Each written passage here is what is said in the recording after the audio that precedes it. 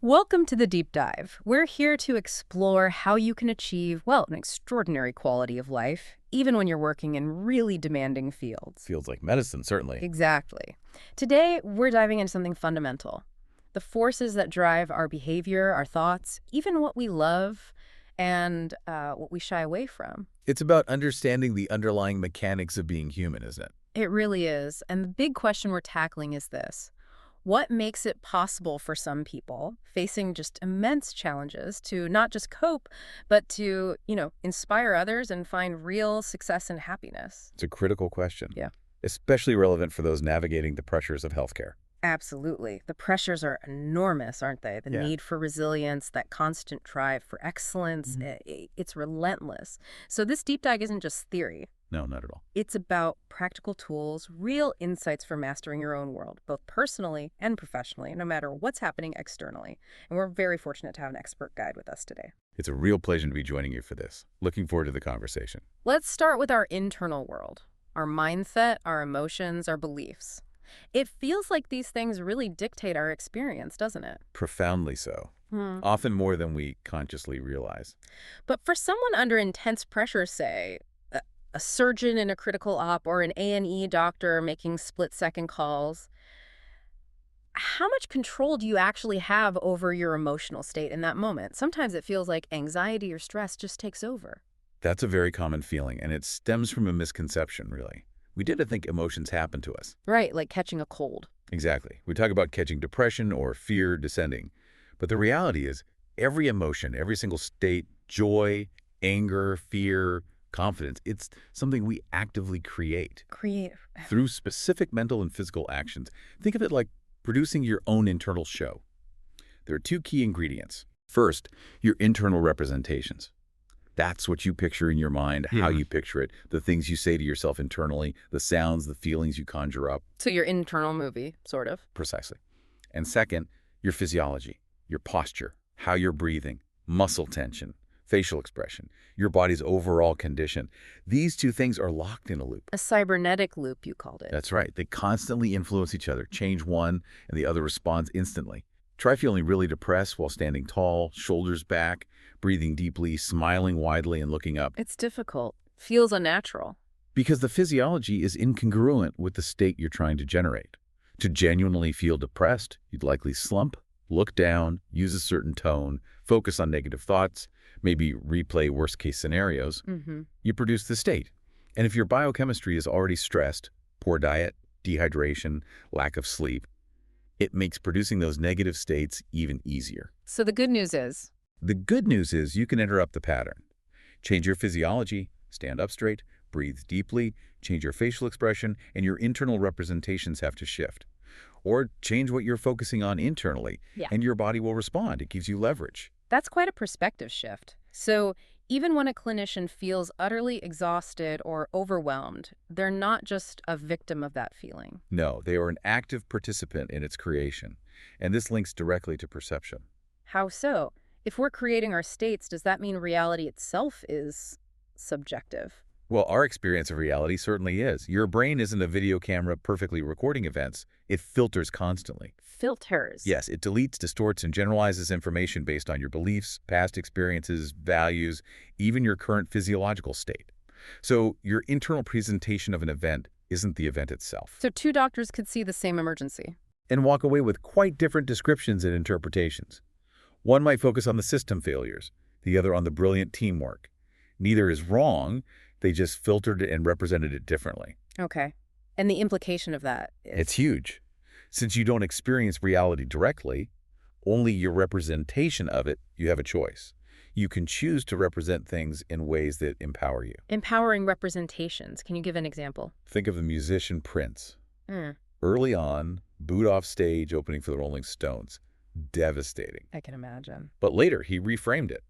He represented it not as failure, but as, well, crucial feedback. A learning experience, even good publicity in a strange way, drove him to improve.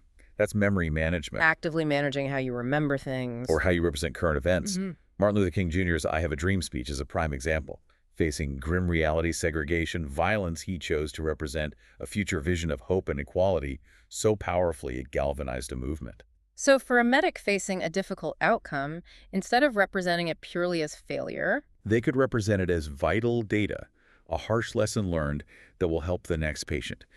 It doesn't erase the difficulty, but it changes the internal state from defeated to resourceful. and what about beliefs? They feel even more fundamental, like the operating system. They absolutely are.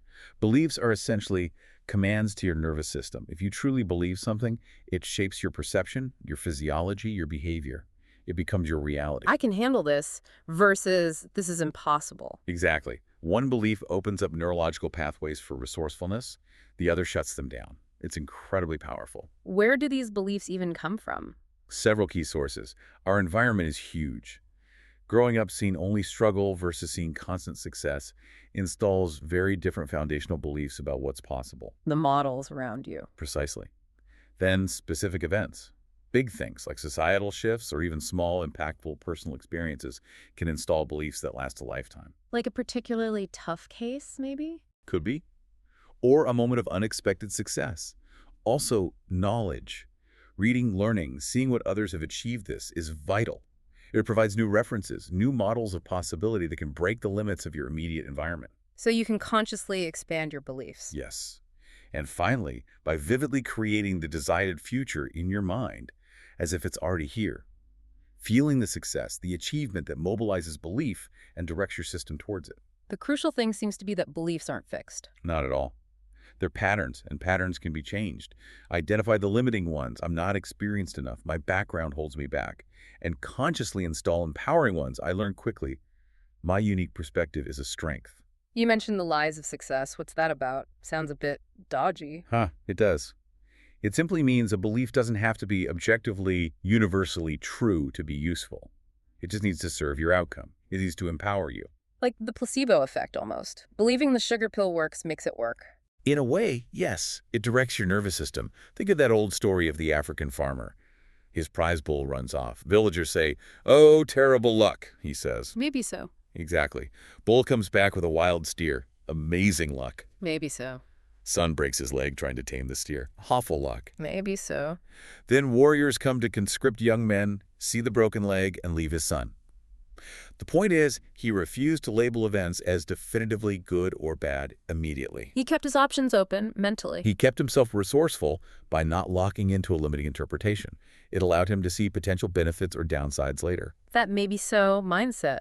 Wow, how could a surgeon use that, say, dealing with pre-op nerves before a really tough case? Right. Instead of letting the anxiety take over, which is actively producing a state, they consciously shift their physiology. Stand tall, deep breaths. Okay. Focus internal representation on success. Replay past triumphs mentally. Feel the competence. Use an anchor, perhaps. Actively create the state of calm confidence. And for a clinician giving bad news or handling a difficult patient, that maybe so. Instead of seeing the diagnosis as just an ending, frame it internally and perhaps externally as a new starting point. A challenge to be met with new strategies. Resilience. Finding the opportunity within the difficulty. Precisely. For a difficult patient interaction, rather than reacting to their anger or fear, reframe it. What's the unmet need behind that? Maybe the anger is fear. Maybe the resistance is a plea for more control. So you respond to the need, not the surface behavior. Exactly. It keeps you centered, resourceful, compassionate. You choose your response rather than being pulled into their state. It's clear mastering our internal world is key. And so much of that involves language, doesn't it? How we talk to ourselves, how we talk to others. Absolutely fundamental, especially in medicine, where clarity can be critical. So how do we get better at it? Cut through the waffle, the assumptions? We need to become skilled fluffbusters. A lot of everyday language is vague, full of generalizations. We need precision. The precision model, you call it. Yes. It involves asking specific questions to get clarity. For instance, watch out for universals. Words like always, never, everyone, nobody. Patients never follow instructions. Exactly. Challenge it gently. Never. Not one. It forces specificity. Maybe it's some patients or this specific instruction. Getting precise stops dangerous generalizations. Good point. What else? Vague verbs. I feel overwhelmed. Hmm? Okay, but how specifically? What causes that feeling? Asking how specifically Turns a vague state into concrete triggers you can address. Instead of just feeling stuck. Right. And then nominalizations. These are abstract nouns made from verbs: communication, stress, decision. You can't hold communication. It's a process, not a thing. Precisely. So if someone says, we need better communication, ask, how specifically do you want us to communicate? Turn the noun back into a verb, an action. It makes it tangible, changeable. Like, I want less stress becomes, what specifically do you want to feel or do instead? Exactly. And crucially, favor how. Questions over why. Why often leads to justifications, excuses. Looking backwards. Yes. How questions focus on solutions moving forward. How can we prevent this? Is usually more productive than why did this happen? That makes sense. Focus on the how. But communication isn't just words, is it? It's connection.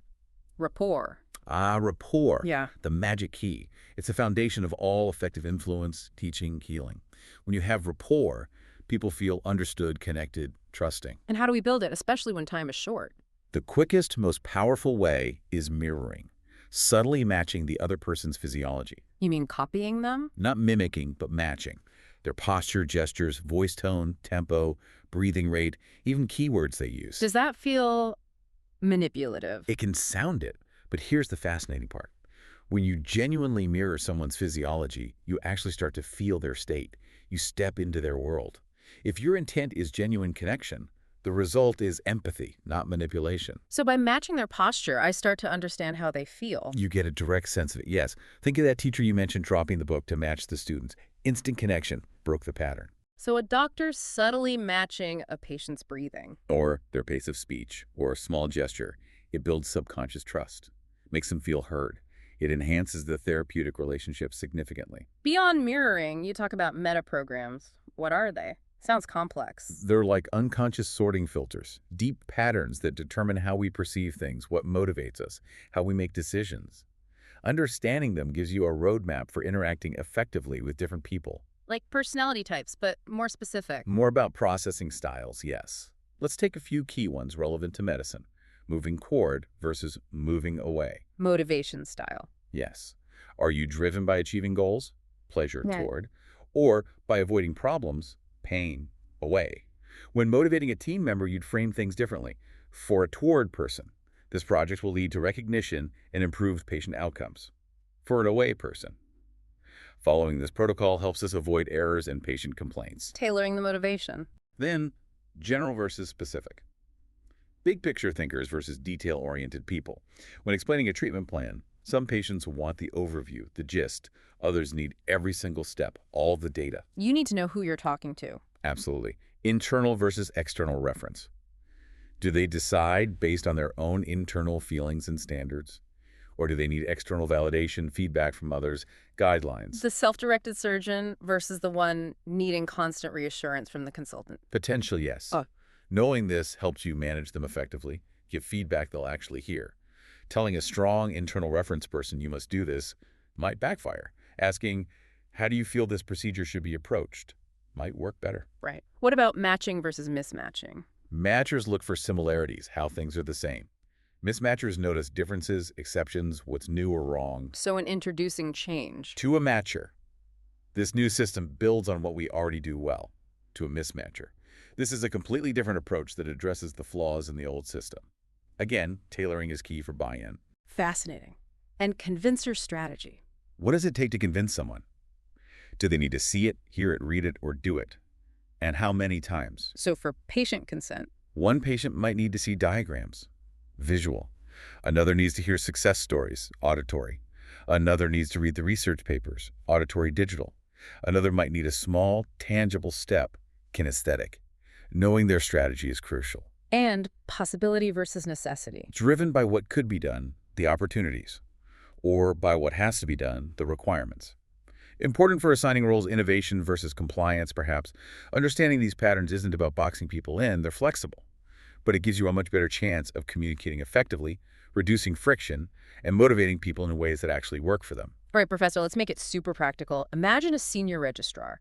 How could they use these meta-programs to explain a complex treatment to a really hesitant patient?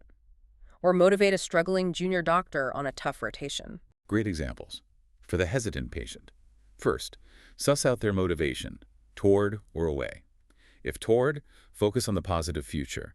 This treatment gives you the best chance to get back to hiking. If away, focus on avoiding negatives. This is crucial to prevent the condition worsening and causing more pain. Okay, tailor the frame. Then, their convincer strategy. If they're visual, use diagrams, models. Auditory, share patient testimonials, explain clearly. Reader, give them detailed leaflets, studies. Kinesthetic, maybe let them handle a model implant or walk them through the physical therapy steps. Match their channel. Makes sense. And for the struggling junior doctor? Again, what motivates them? Toward way. Frame the rotation's benefits or the risks of not mastering it accordingly. Are they internal or external reference? Right. If internal, ask questions to prompt self-assessment. What did you learn from that difficult case? Avoid just showering praise. It might not land. If external, do give specific positive feedback. Your calm handling of that emergency was excellent. They need that external validation. Mismatcher or matcher? If a mismatcher feels bogged down by routine, highlight the unique challenges and learning opportunities difference of this rotation. No other rotation will test your diagnostic skills quite like this one. For matcher, connect it to their existing skills and future goals. The skills you're building here are foundational for the specialty you want. Possibility or necessity? Frame it based on their drive. Mastering this rotation opens up incredible future possibilities, versus completing this rotation successfully is absolutely necessary for your progression. It's about speaking their language, understanding their filters. It makes your communication far more impactful. This deep dive into communication, how language works internally and externally, is so revealing. Now let's shift to the bedrock, our physiology. We often talk about mind over matter, but the connection is clearly a two-way street, isn't it? Absolutely. Inseparable. Your physical state is constantly influencing your mental and emotional state, and vice versa. It's a direct leverage point. Especially crucial in medicine, with the sheer physical and mental endurance required, long shifts, high stress. Precisely. Yeah. And understanding physiology as leverage means you can instantly change your state. Remember the cybernetic loop.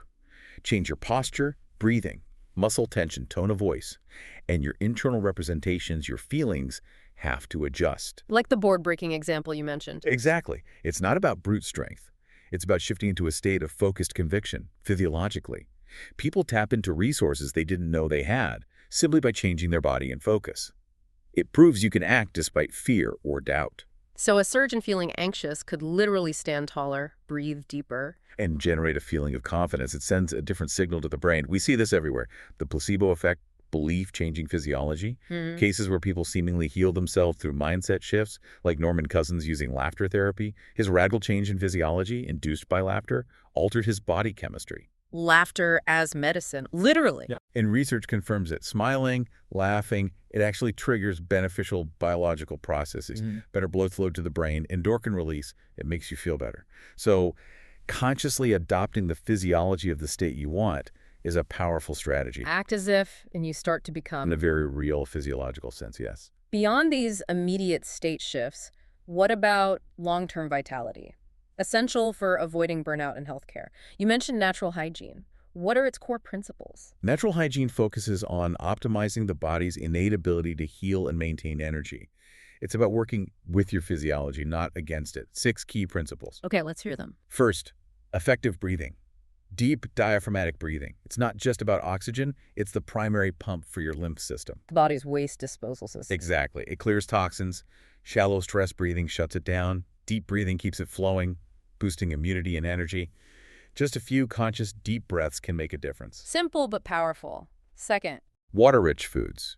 Getting hydration from living sources, fruits, vegetables, sprouts. Their structured water cleanses cells effectively.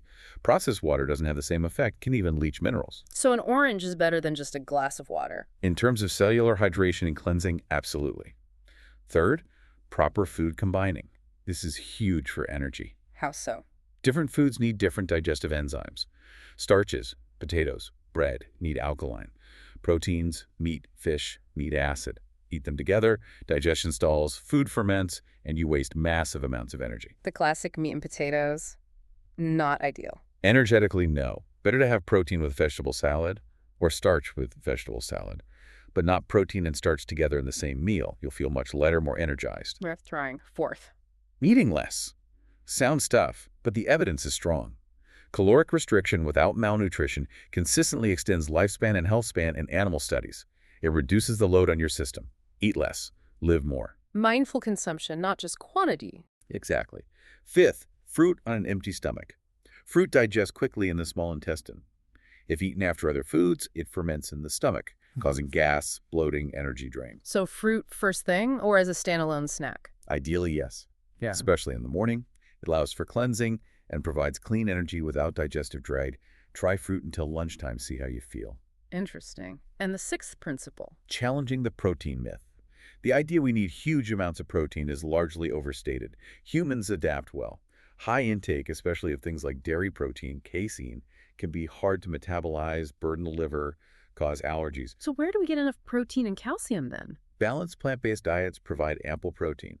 For calcium, leafy greens, sesame seeds, nuts are excellent, often more bioavailable sources than milk. Weight for weight, turnip greens have more calcium than milk. Really? Didn't know that. Any caveats? Detox symptoms? Possibly, yes. As your body cleanses, you might get temporary headaches, mucus, fatigue.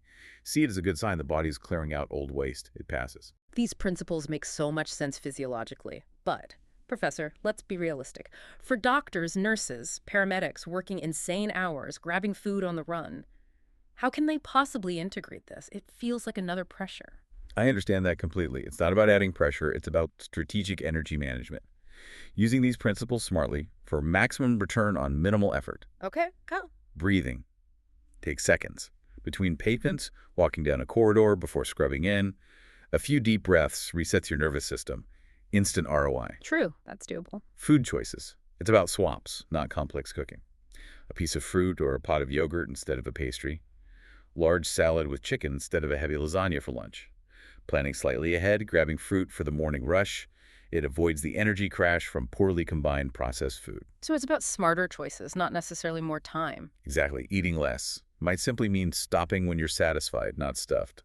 Or trying that fruit until noon approach, which automatically lightens the load. Less digestive work means more mental energy for complex tasks. Vital on a long shift. Your brain isn't competing with your stomach. Precisely. And understanding the protein myth and fruit timing simplifies things. You don't need a huge steak at lunch. Fruit first gives clean fuel.